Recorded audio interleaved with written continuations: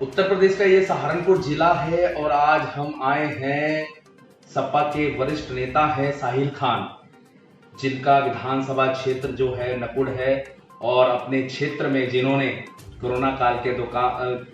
काल के दौरान उन लोगों को सहयोग किया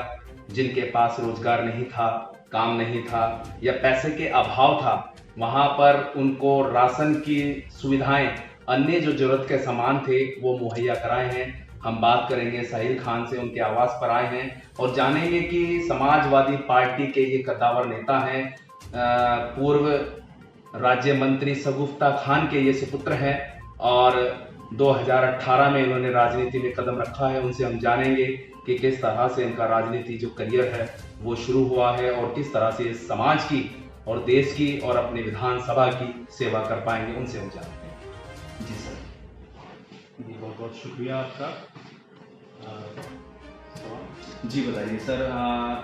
आपके द्वारा नकुड़ विधानसभा को चुना गया है और अभी 2022 के जो चुनाव होने वाले हैं उसमें आपके द्वारा और आपकी पार्टी के द्वारा लोगों को क्या क्या सुविधाएं दी जाएंगी, क्योंकि लोग अब चाहते हैं परिवर्तन। देखिए, नकुड़ विधानसभा मेरा जन्म स्थान है और हमारी पूरे परिवार की कर्मभूमि रही है। मेरे वालिदैन ने, मेरे जो माता पिता हैं, उन्होंने अपनी जो सियासी शुरुआत है वो नकुड़ विधानसभा से ही करी। वहीं पर हमारा घर है, मेरा भी जन्म वहीं पर ही हुआ, नकुड़ कस्बे में हुआ और मेरी पढ़ाई भी वहाँ की जो प्रारंभिक शिक्षा है वो वहीं हुई। उसके बाद सहारनपुर से मैंने अपना +2 किया। +2 के बाद फिर मैं दिल्ली यूनिवर्सिटी चला गया, बाहर चला गया। लंदन से मैंने अपना MBA किया। वहाँ से आने के बाद 2018 से मैं लगातार सियासत में हूँ, क्योंकि मेरे माता पिता जी ने मुझे आदेश दिया कि तकरीबन 45 साल से वो सियासत में हैं, लोग हमारे से जुड़े हुए हैं, तो उनकी सेवा करनी थी। उस सेवा भाव के साथ मैं सियासत में आया। अपनी मेरी बहुत बड़ी जॉब थी, डायरेक्टर की पोजीशन में था मैं, उसको मैंने ड्रॉप किया। उसको छोड़ के क्विट करके मैं सियासत में उतरा हूँ। और यही है कि मैं समझता हूँ कि नकुड़ विधानसभा हमारी एक तरह से लावारिस विधानसभा लोग समझते हैं,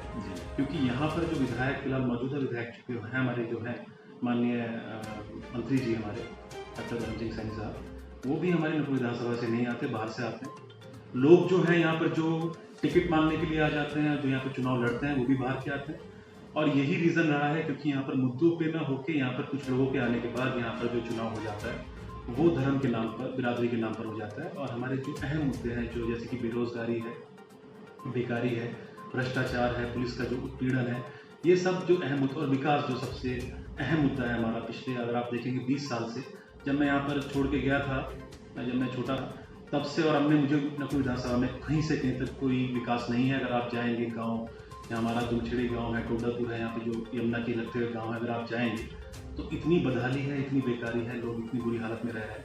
तो जो क्योंकि यहाँ पर मुद्दों पे यहाँ पर काम नहीं हुआ है, उस वजह से मैं समझता हूँ कि पढ़े लिखे लोगों का सियासत में आना बहुत ज़रूरी है, ताकि वो इन चीज़ों को हाईलाइट करें और विकास की बात करें। जिस तरह से समाजवादी पार्टी में ही आपकी माताजी रही हैं, तो आपको भी लगा है कि समाजवादी पार्टी में रह के लोगों की सेवा हो पाएगी? ये समाजवादी पार्टी, देखिए, समाजवादी पार्टी समाजवाद में विश्वास करती है, समाज के सभी वर्गों को साथ लेकर चलने का काम करती है। समाजवादी पार्टी ने कभी भी धर्म की, बिरादरी की बात नहीं करी और हमेशा से विकास के मुद्दों को लेकर, आपको याद होगा हमारा जो वो था, विकास का नारा था हमारा 2017 का जब चुनाव हुआ था,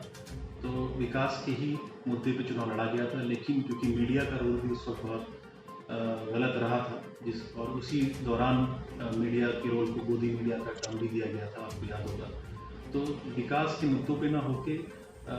एक तरह से धर्म और बिरादरी पे और लोगों को बांटने के मुद्दों पे चुनाव हो गया और लोगों को बहकाया गया, उनसे बहुत झूठे झूठे वादे करे गए, जो अब जनता समझ चुकी है। जिस प्रकार से भारतीय जनता पार्टी ने लोगों का एक तरह से उल्लू बनाया है, मैं तो यही बोलूँगा, तो लोगों को अब समझ में आ गया है कि भारतीय जनता पार्टी जो है वो नफरत की राजनीति करती है, समाज को बांटने की राजनीति करती है, और अब समाज में परिवर्तन लोग चाहते हैं। और आप देखिएगा कि 300+ सीटें हमारी समाजवादी पार्टी की 2022 के चुनाव में हम लेकर आएंगे और उन्हें अपने, हमारे जो राष्ट्रीय अध्यक्ष हैं माननीय श्री अखिलेश यादव जी, उन्हें दोबारा से मुख्यमंत्री भी बनाएंगे। जिस तरह से एक नौजवान की पीढ़ी अब स्टार्ट हुई है, अखिलेश यादव भी नौजवान है और आपके द्वारा भी आप भी नौजवान हैं, और बेरोजगारी इस कदर बढ़ी है, अगर आपकी सरकार उत्तर प्रदेश में बनती है तो उन नौजवानों को किस तरह से नौकरी मिलेगी, किस तरह से उनको रोजगार मिलेगा, उसके लिए क्या व्यवस्थाएं आपकी तरफ से रहेंगी अगर आप यहाँ विधानसभा चुनाव जीतते हैं, सरकार बनती है? देखिए, अगर इंशाल्लाह अगर मुझे मेरे जो राष्ट्रीय अध्यक्ष हैं, मेरे नेता जो हैं, अगर मुझे वो मौका देते हैं यहाँ पे विधानसभा चुनाव लड़ने का, तो मेरा फोकस होगा, पूरा फोकस अगर मैं विधानसभा की बात करता हूँ, जैसे मैंने बोला कि हमारी पार्टी जो है वो विकास की बात करती है यहाँ पे विधानसभा चुनाव लड़ने का, तो मेरा फोकस होगा, पूरा फोकस अगर मैं विधानसभा की बात करता हूँ,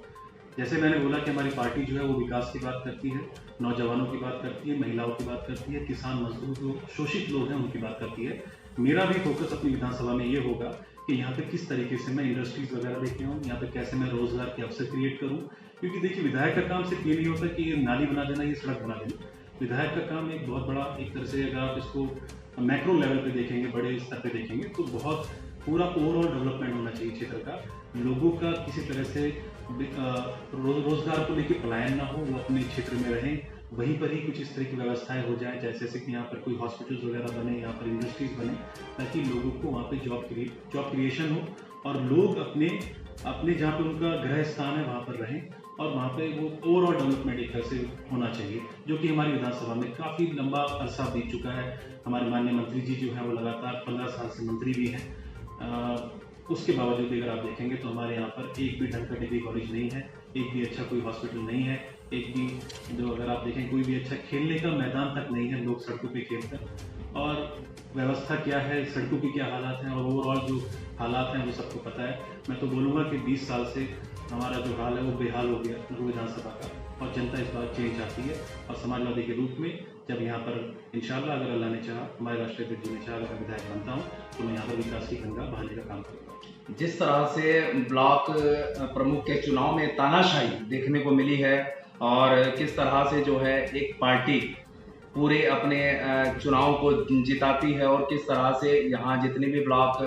प्रमुख के चुनाव हैं उसमें केवल एक ही पार्टी का जनाधार हुआ है, उसके बारे में आप क्या कहेंगे? क्या ऐसा हुआ है कि सारे एक ही पार्टी के जो है ब्लॉक प्रमुख बन गए हैं, केवल एक कैंडिडेट है बसपा? देखिए, भारतीय जनता पार्टी ने कभी लोकतंत्र में विश्वास ही नहीं किया है। इन्होंने हमेशा लोकतंत्र का गला घोटने का काम किया है, और वो सीधा आपको जिला पंचायत चुनाव हुआ और जो ब्लॉक प्रमुख का चुनाव हुआ उसमें देखा है आपने। आपको पता भी होगा कि अगर पूरे जिले में किसी ने विरोध करने का काम किया था, हमारे जो मंत्री जी थे वो अंदर घुस गए थे और उन्होंने वहाँ पर जाकर नकुल ब्लॉक में जाकर अधिकारियों को निर्देश दिए थे कि कैसे अपने कैंडिडेट को जिताना और कैसे वहाँ पर, क्योंकि वहाँ पे कुछ कैमरास कुछ नहीं थे, अंदर थे, वो वहाँ पर गए और जब वो अंदर गए तो वहाँ पर हमने बहुत शोर भी मचाया, तो हमने उनको उसी वक्त वहाँ से बाहर निकालने का काम किया था। लेकिन मंत्री जी अंदर गए थे, वो अपने निर्देश दे के आ गए थे, और इस तरह से भारतीय जनता पार्टी जिस हिसाब से संविधान के विरोधी होकर काम कर रही है, लोकतंत्र का गला घोट रही है, लोगों को ये समझ में आ रहा है, लोगों को दिखाई दे रहा है, और इसका परिणाम जो होगा वो बहुत ही गंभीर होगा और इसको भुगतना पड़ेगा भारतीय जनता। जिस तरह से कल 5 अगस्त है और भारतीय जनता पार्टी सरकार की तरफ से जो है गरीबों को राशन जो वितरित किया जा रहा है निःशुल्क, उसके साथ एक बैग भी दिया जा रहा है, और उसके बारे में आप क्या कहेंगे? देखिए, भारतीय जनता पार्टी ने निःशुल्क तो कुछ नहीं करा, जो भी करा है गरीबों की जेब से निकाल के अमीरों की जेब भरने का काम किया है, और इस तरह के इनके ढकोसले हैं और ये लोगों को गुमराह करने का काम कर रहे हैं। आपको पता है कि महंगाई कितनी बढ़ गई है, पेट्रोल डीजल कहाँ चला गया है, आम आदमी की पहुंच से बाहर है, और ये थैला इन्होंने बना के दिया है मोदी जी का फोटो लगा के। आपने देखा है आपने पेट्रोल पंप पे भी बहुत बड़े बड़े मोदी जी के होर्डिंग्स लगे हुए हैं, और थैले के अंदर भी वो दाढ़ी बढ़ा के उन्होंने बहुत अच्छी स्माइल करी हुई है। इससे अच्छा तो होता है कि अपना ये बैग जो था, इन्होंने 40-50 रुपये का बैग अपना रखा है, उसके अंदर राशन भरा है। इससे अच्छा तो इनको कुछ 1-2 किलो चीनी बढ़ा के दे देते तो कुछ गरीबों का भला हो जाता। और ये उसी तरह के इन्होंने प्रचार प्रसार किया, क्योंकि ग्राउंड लेवल पे अगर आप देखेंगे, ग्राउंड लेवल पे राशन गरीबों तक नहीं पहुंच रहा है। जैसा कि मैंने आपको बताया कि जब मैंने पिछले लॉकडाउन और इस लॉकडाउन में जब मैंने लगातार नकुल विधानसभा के गाँव-गाँव जाकर लोगों को राशन बांटा, अगर लोगों के पास राशन पहुँच रहा होता तो इतनी लंबी लंबी कतारें लगने का सवाल ही नहीं पैदा होता था। तो इन लोगों को सिर्फ अपनी मार्केटिंग करनी आती है, लोगों का बेवकूफ़ बनाना आता है। और मैं आप जैसे दैनिक भास्कर जो आपका चैनल है उसको मैं बधाई देना चाहूँगा और आपका धन्यवाद करना चाहूँगा कि कम से कम आप जैसे लोग हैं सर इस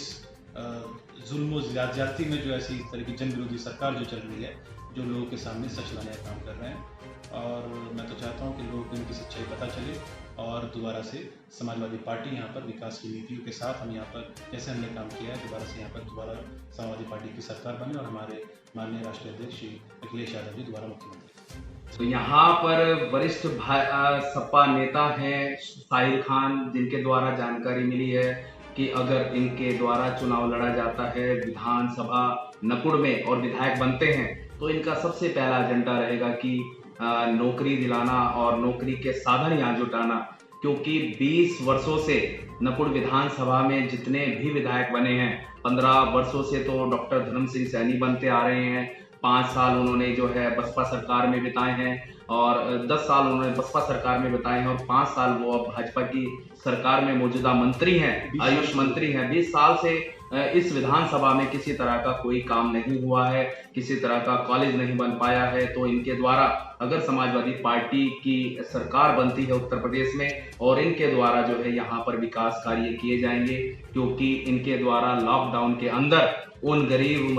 मजलूमों को, उन असहाय लोगों को इतनी मदद दी गई है कि शायद इस सहारनपुर के, पश्चिमी उत्तर प्रदेश के इस जिले के अलावा कहीं पर भी इतनी सहायता नहीं की गई है। क्योंकि हमने भी उस चीज़ को देखा है अपने सोशल मीडिया के माध्यम से, न्यूज़पेपर के माध्यम से, किस तरह से इन्होंने निस्वार्थ जो है सेवा की है और जिस तरह से ये पढ़े लिखे व्यक्ति हैं, वेल एजुकेटेड हैं, अपनी जॉब को छोड़कर अपने माता पिता की सेवा करने के साथ साथ समाज की सेवा करने के लिए ये यहाँ राजनीति में आए हैं, एक सच्चे इंसान हैं। और जब कोई एक व्यक्ति इस तरह से अपनी प्रतिष्ठा दांव पर लगाकर चुनाव लड़ता है तो उसके मन में कहीं ना कहीं सेवा भाव जुड़ा होता है और उसी को लेकर ये चुनाव मैदान में है। नकुड़ विधानसभा से ये अपना परचम लहराना चाहते हैं और लोग भी इनके सपोर्ट में आ रहे हैं, चाहे वो बच्चा है, बुजुर्ग है, नौजवान है, महिला है, पुरुष है, किसी भी वर्ग का व्यक्ति है, सब इनको चाहते हैं ताकि ये वहां पर अपना विधानसभा चुनाव जीत पाएं और अपनी इस विधानसभा का विस्तार कर पाएं, वहाँ के लोगों का एक भला कर पाएं, उनको रोजगार दिला पाएं, जरूरत की चीज़ें दिला पाएं। ये सब चीज़ें इनसे हमने जानकारी ली है। सहारनपुर से अपने सहयोगी प्रशांत वर्मा के साथ मोनू कुमार, दैनिक भास्कर, शाहजहांपुर।